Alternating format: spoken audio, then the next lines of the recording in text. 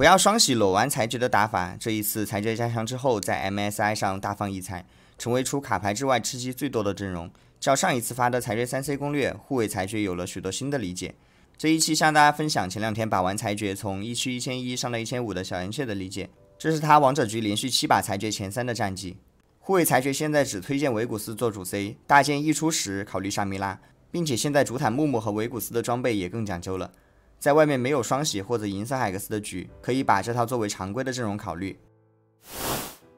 运营节奏方面强调血量与经济兼顾，需要把维古斯当做4费运营阵容玩，不建议大连败3-5启动，正常在4-1启动。推荐2阶段不 F 人口划水保经济的同时上质量换怪，或者在确定连胜时适当升人口。在6人口50块之前不要上朋克花钱地牌。新的裁决理解里 C 位的选择是维古斯大于沙弥拉，如果没有双喜裸玩老鼠是不太行的。最好的天选是维古斯和沙弥拉的裁决使，其次是阿木木的护卫天选。如果是裁决使天选，则优先开6裁决；如果是护卫天选，则开4裁决4护卫即可。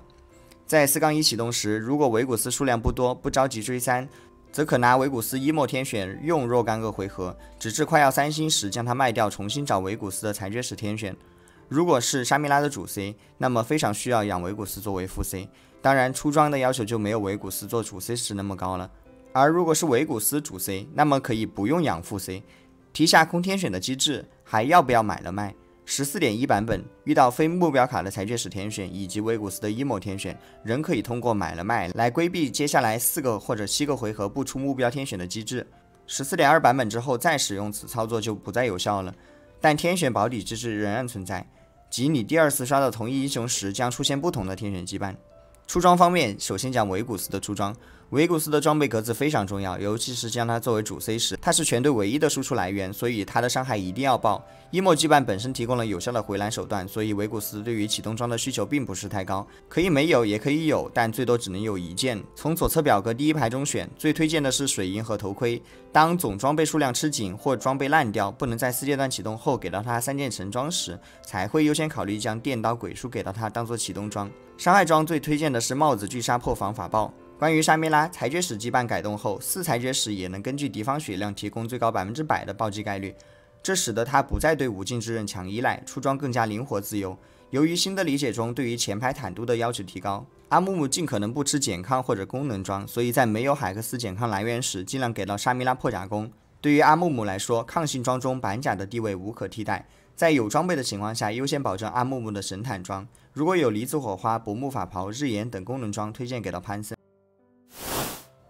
强化符文推荐这些大多是装备类，其次是输出强化类。特别说明的是，地牌类强化是陷阱，在早期不需要体系卡的时候，像常客、门票这类强化会让你越来越穷。挂件也疯狂和金色的洞察弱点起到的效果相似，银色刷到时可以考虑拿。另外，可以拿一些半经济半战力的，例如纷乱或者耐心学习，他们能在早期为你提供人口优势。站位方面，绝大多数情况下按左边这样站就可以了，它既能防阿卡丽 EZ， 又保证了维古斯的最佳输出位。只有在对位瑞文、永恩等战士时，才会拿阿木木去对，向左或者向右移动一个，让木木和敌方 C 位在同一半区，我们移动1个棋子，瑞文、永恩往往要动3个，所以是很好对位的。转正推荐一手同位3费卡，装备和维古斯极为相似的拉克斯，这个最近 NGA 上有讲外服1高分玩家把玩吃分的例子。小岩雀刚巧也是这套的绝活，去年11月份95版本之前，小岩雀拿这套把玩上了国服前20，拉克斯开高电5不出回蓝装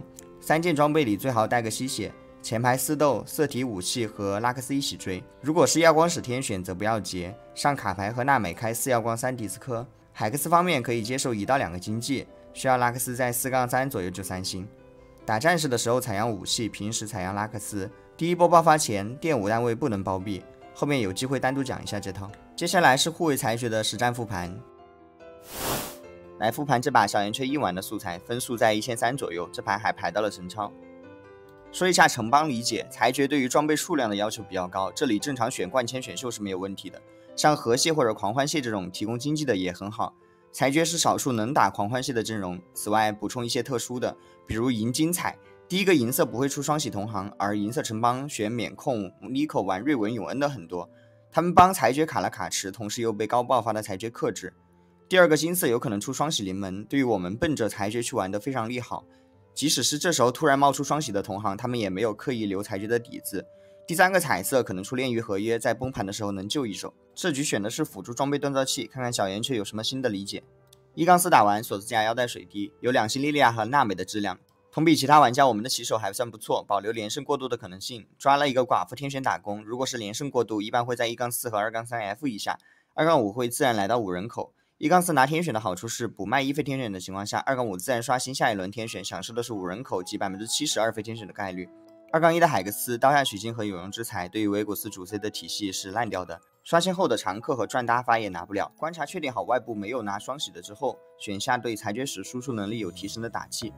这里印证了之前讲到的海克斯理解，常客这样的刷牌类以及像有用之才这种纯经济类并不适应当前版本的裁决。辅助装选择黑切，这里就能看到他选辅助装锻造器的理解了。和银色城邦一样，辅助装开到水银的大概率会去玩瑞文永恩，而我们有独家的裁决理解，容易来到一个阵容舒服的环境。比如这里的黑切收益就很不错。首先它的双攻属性对于裁决的输出提升很大，其次它的减双抗节省、抗新装格子和数据表现极佳的东柴弱点效果相同。此外，辅助装中的饥客、军团、圣杯都还不错。2-1没有 F 是因为我们拿到的海克斯比较一般，并不能提供很强的即时战力，所以不支持刚开始打连胜的想法。和日炎是因为小圆雀觉得日炎加黑切的寡妇或许能换掉很多的怪。其实日炎不是一件太好的装备，它消化了木木的核心装板甲狂徒，也用掉了一个优秀的散剑锁子甲。2-1输掉后，小圆圈选择卖掉了娜美和莉莉娅，保留寡妇天选的同时吃10块利息。这里如果是我，应该会卖掉寡妇开瓢2费天选。不同的选择各有优劣，小圆却保留了单体爆发的寡妇用于换怪，而我则将目标放在了可能的2费天选。但我们的相同点是在确定没有连胜机会时，优先保证吃到利息。2-3这里小圆却一以贯之了他的换怪策略，在不卖寡妇的情况下吃不到20利息，所以选择上最强质量。关于换怪和利息的取舍，我提一句：二阶段在对方是4人口时，换掉1个怪能少掉1滴血，换掉2个怪能少掉3滴血，换掉3个怪少掉5滴血。所以我比较推荐你在判断能换2只级以上时，优先上换怪质量，而如果只能换1只，则优先保证吃利息。这一回合小圆却换掉了2只，说明他上质量而不是吃20的判断没有问题。选秀拿下裁决体系最不受消化的输出散剑全套，给维古斯合了一个正义，正义提供初始蓝量，可以将它视作启动装。竞野时候的胜负关系并不太好看，但在这个版本并不伤，只要没有 GF 又没打出连胜，那经济不会很差。3阶段挂3缸开吃，这里出现了第2个和我的处理差异点，我会更看重3阶段的质量，虽然可能也会挂缸，但3-1这里我会卖掉天选，然后拉6人口，以确保3-2开始一定有一个2费天选的质量撑场面。因为3阶段被入一波是很疼的。3-2的海格斯刷掉后期专家和库尔打击，选下保底的治疗法球，虽然谈不上优秀，但是裁决的高爆发以及单丁坦克和治疗法球挺适配的。3-3这里我会拿下这个铁皮天选，但小圆却选择了保经济的打法。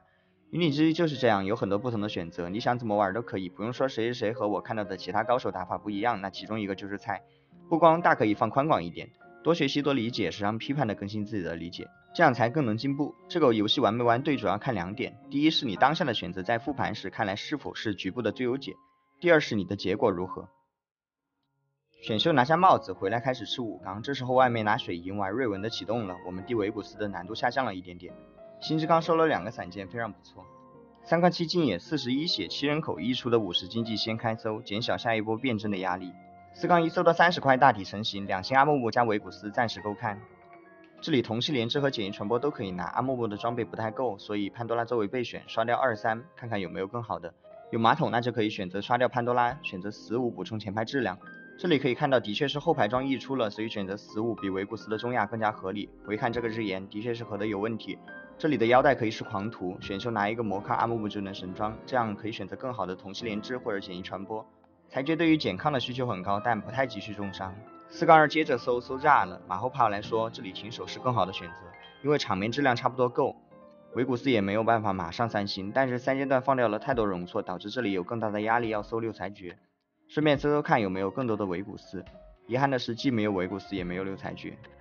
开弓没有回头箭，在4-3继续搜，找到阿卡丽开出6裁决，但经济彻底炸裂。看到备战席的2星老鼠，顺便提一句，维古斯阿木木3星之前，老鼠潘森2星就行，不用留第4张。沙米拉死哥阿卡丽1星就行，不用留第2张。4阶段对位只用盯着瑞文永恩就可以了，后排不用动，阿木木向左或者向右移一个顶战士的脸。2星熬夜波比4阶段只输了1回合，就可以感受到这个阵容的超模了。这波打2星 EZ 女警都没什么压力。5阶的海普3的话，基本就是尸体的。这里运气还算不错，木木和维古斯双3，一路快锁到了决赛圈。最后的对位有一些小失误吧，被参天拉夫抬走了，遗憾老三。